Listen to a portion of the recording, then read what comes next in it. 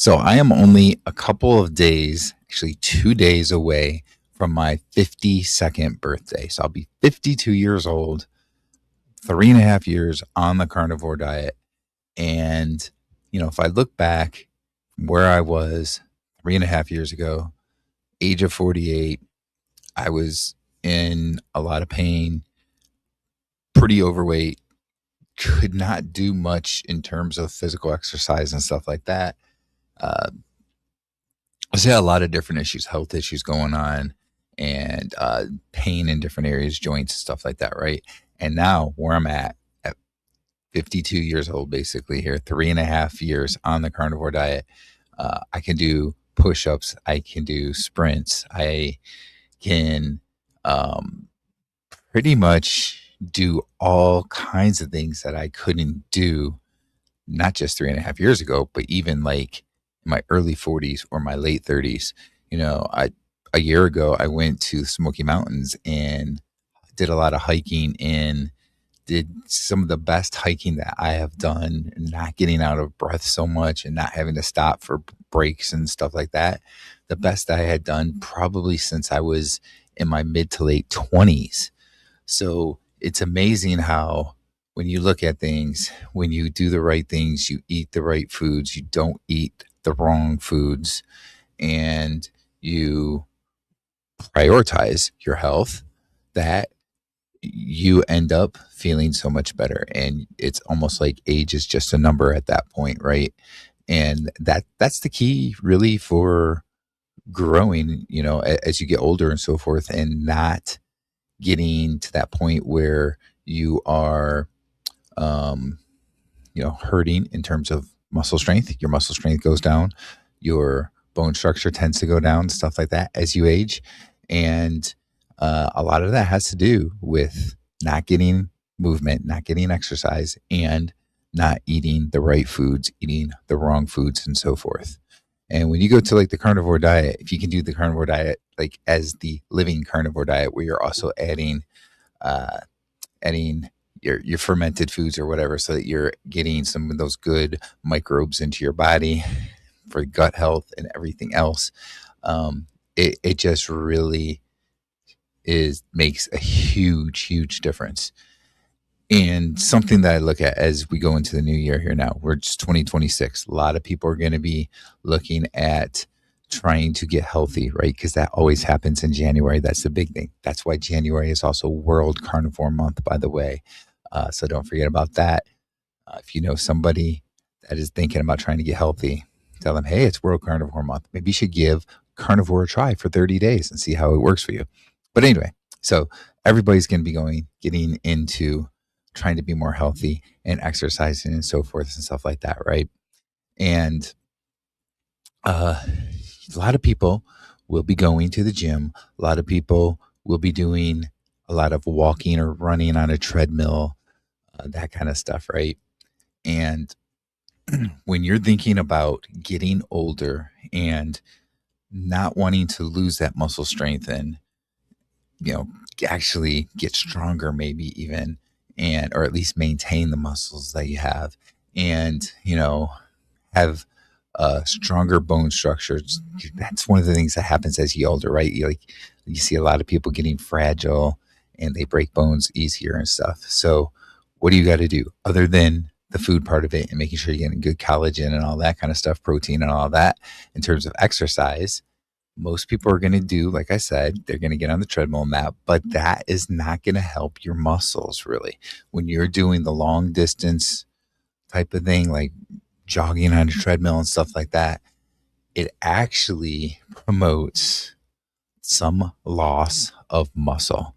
So there are things you can do to strengthen muscle. Okay. Those are the things you want to do. Some of like your heavy lifting of weights, or doing high intensity interval training. So if you're going to be on that treadmill, do some walking and then go into running really hard, as hard as you can on that treadmill. And then go back into walking for a little bit and then running really hard. You can do that on an exercise bike really well as well, where you're, riding the bike and then you start pedaling really hard and then slow it down a little bit and then pedal real hard and so forth. Those are high intensity interval training. It's called HIIT. So those are some things you can do. Also, if you don't want to go to a gym or anything like that, you can just run sprints. Do 5 or 6 sprints going pretty much as fast as you can go. You're going to ease into it, especially if you aren't used to sprinting. Going uphill is probably even better yet because you're not going to push yourself too much with going uphill and you tend to have less injury. So with sprinting, you do have to consider like warming up and all that kind of stuff. Believe me, I know because even with warming up, I tore my hamstring a few months back. So that can kind of thing can definitely happen. But that's something you can do that is very high intensity. You do it maybe, again, 5, 6 sprints in a day, maybe 2, 3 times a week. And that's going to be really good for that muscle strength. And another big thing you can do is push-ups. See how many push-ups you can do at a time.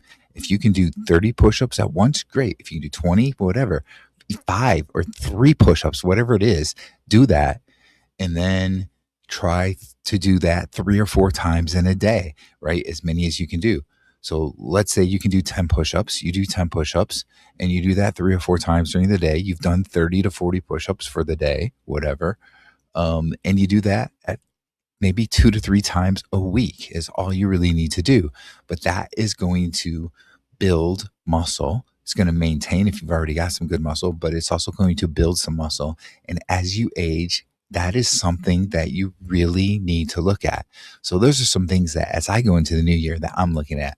I'm looking at sprinting and push-ups. Those are some big things I'm going to be doing. I'm at the point here, I'm 52 years old, and I can actually do 50 push-ups. So I might get down there and do 50 push-ups, do that maybe 2, 3 times in a day, and I'll have 100, 150 push-ups that I'll have done for the day.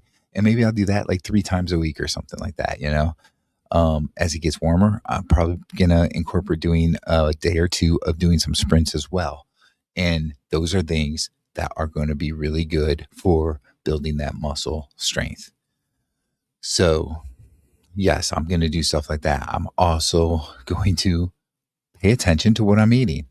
And it's not just what you're not eating, but it's also what are you eating, making sure that you're getting the right foods.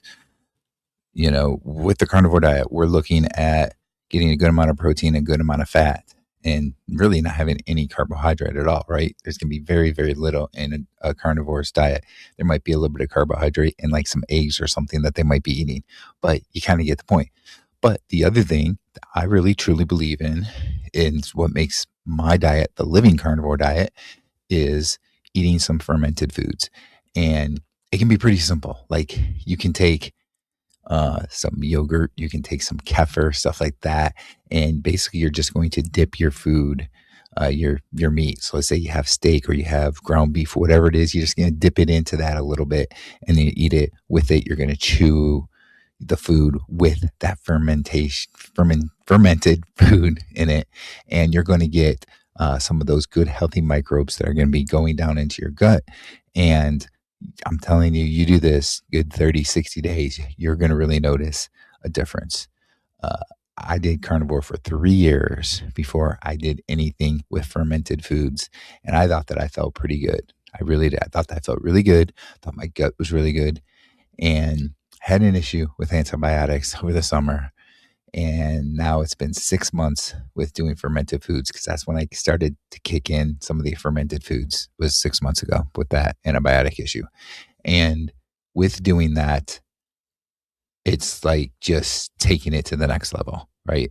Like you hear in sports sometimes, a team's really good, but they're not quite where they need to be. They have a coaching change, the new coach comes in and they take it to the next level and they just end up being that much better, right? That's how it is with the fermented foods. And I really believe that it's starting to take off, and there's more and more people that are talking about this. Dr. Sean O'Mara has been talking about this for years. He has all kinds of great videos and evidence showing how this helps. It helps with getting rid of visceral fat. It helps your whole, it helps your body with cravings and so forth like that. And this is all a big part of being healthy. And you're seeing more and more people in the carnivore community that are talking about how they're doing some fermented foods. And it doesn't have to be like fermented vegetables either. Like I said, it can be stuff like yogurt, kefir, stuff like that comes from an animal.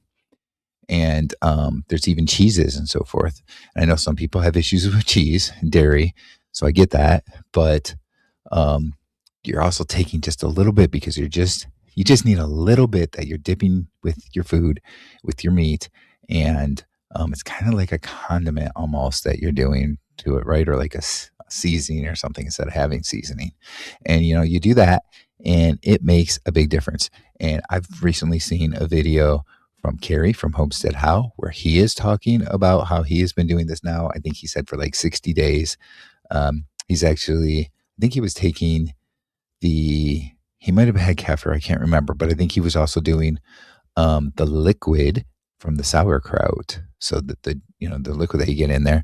And you're going to have all kinds of microbes in that. And I believe he said he was doing it for 60 days and he's seeing a huge difference. It's like one of those where it's like, I don't want to change things on people because carnivore is so good for you and so forth. But he said, like, I wanted to do this video because it is something I am doing now and I'm noticing a big difference. And that's something that I've been talking about for 6 months now as well. Johnny from Carnivore Champion channel, he's been doing it for probably at least 6 months or so as well, maybe a little less than that, but right around that. And there's other people in the community that you talk to, like in live streams and so forth, and they're like, yeah, I've been doing fermented foods for a couple years now or whatever. So I think that this is something that is getting more and more popular. I think if you pay attention to Dr. Sean O'Mara, he's got some of the proof through MRI scans of how it helps with getting rid of visceral fat, which is the fat that you want to get rid of that's around your organs and so forth. And I think it just makes a big difference. So I go into 2026 knowing that I want to keep eating the healthiest meats I can get. In the cases that I can get it, that is affordable enough for me, I will get grass-fed beef. If I can't, then I'm going to go with regular beef, but grass-fed is probably going to be the best. And I'm going to go with those things. I'm going to add the fermentation. I'm going to do the push-ups. I'm going to do the sprinting. And I'm just going to keep getting healthier and healthier. 52 years old, and I feel better than I did even in my late 30s. There's not much that you can really say to combat that. I mean, you might say, oh, you know what? You don't look the thinnest. You look like you could lose some weight, like you're still overweight. And maybe that is to an extent. Of course, if you've seen the video or pictures, I should say, of me from 3.5 years ago, you'll see that I've lost a lot of weight. So you could, but you could say stuff like that. You could say, oh, you've got a little bit of gray hair. You've got a little bit of a receding hairline and so forth. So maybe you're starting to show your age and that, but cannot deny results. I couldn't even do maybe 2 or 3 push-ups 3.5 years ago, and I can easily do 50 right now. I hadn't sprinted in a few decades, and I sprinted a couple months ago. I've done a little bit of running, even though I haven't done like official type of sprinting since that injury, but I have done a little bit of running since then as I start to get back into things, to get back to sprinting. And recovery of an injury like that as quickly as I have at 51, because I was 51 years old with that injury, right? It's just amazing because I wouldn't have recovered that quickly in my 30s. So, it's unbelievable. And I owe Carnivore a lot with my life because 3.5 years ago, I didn't know how much longer I was going to live. I was in so much pain and I get out of breath just going up the steps, stuff like that, ridiculous things. And I know that my body was in bad shape and that I wasn't very healthy. And now to look at me, going to be 52 and being as strong as I am and as good as I am, it's a blessing. It's hard to believe. And I know I'm just going to keep going with it. And for those people that are worried about me saying that carnivore is going to give you heart disease and that kind of stuff, don't worry. I keep having that stuff checked because I used to have AFib. You might have heard this story. I used to have AFib. I haven't had AFib in almost 3.5 years now, pretty much since I started doing carnivore, quickly after doing carnivore. I haven't had any episodes. Cardiologist is still way on top of things. Recently had a CAC score with a 0 score. So, you know, there's nothing in red meat and saturated fat and stuff like that that is going to necessarily give somebody heart disease. There are other factors that are included. And when you go to carnivore, you don't have those other factors. You're not over there eating the bun and the fries with the burger and so forth. So just keep that in mind and don't feel bad for me that I'm going the wrong course, because I probably wouldn't have even still been alive if I hadn't gone to carnivore 3.5 years ago.